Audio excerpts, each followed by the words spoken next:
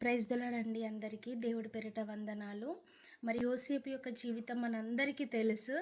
మరి లాస్ట్ అధ్యాయాలలో మరి కరువు సంభవించినప్పుడు మరి ధాన్యము కొనుగోలు చేసుకొని మీరు రండి అని మరి యాకోబు ఐగుప్తు దేశంకి వారి యొక్క కుమారులను పంపించినప్పుడు మరి అక్కడ నిజంగా యోసేపు వారిని ఒక్కసారి చూసి మనసులో బాగా ప్రేమ, బాధ, ఏడుపొచ్చేసింది.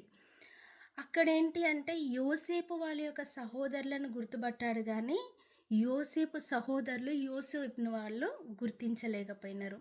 దేవుడిచ్చిన ఎప్పుడో వాగ్దానం, దేవుడిచ్చిన ఎప్పుడో దర్శనము, ఆ దర్శనము ఒకరోజు నెరవేర్చబడుతుంది అనేసి ఈ యొక్క అధ్యాయంలో, ఈ యొక్క వచనంలో చదువుతున్నప్పుడు మరలా దేవుడు నాకు గుర్తు చేశాడు. అంటే అక్కడ సహోదరులు గుర్తుపట్టలేదు. అంటే దేవుడు హెచ్చించినప్పుడు ఎవరైతే మనల్ని పడద్రోయాలని చూస్తారో, ఎవరైతే మనలో అసలు వీరిని ఉంచకూడదు అని ఎవరైతే అనుకుంటారో, వారే మనల్ని గుర్తుపట్టలేనంత స్థితిలోనికి దేవుడు మనల్ని నిలబెడతాడు.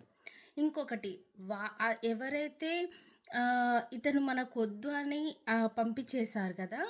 అతని ద్వారానే మరలా వాళ్ళందరికీ కూడా సహాయం అనేది అందింది. ఎప్పటి వరకు అందిందంటే వాళ్ళు జీవించిన సంవత్సరముల వరకు కూడా మరి యొక్క సహాయాన్ని పొందుకొని జీవించారు. దేవుడు హెచ్చించినప్పుడు, దేవుడు మనము ఎవరైతే కూలిపోవాలని చూస్తారో వారి మధ్యలో మనల్ని నిలబెట్టించినప్పుడు మన అవసరత, వారి యొక్క అవసరత తీర్చే విధంగా దేవుడు మనల్ని ఒక గొప్ప స్థాయిలో నిలబెడతాడు. దేవుడిచ్చిన దర్శనము, దేవుడిచ్చిన మాట, దేవుడిచ్చిన వాగ్దానం అది ఎన్నటికీ కూడా మరి అది అవ్వకుండా జరగదు. ఖచ్చితంగా జరిగి తీరుతుంది.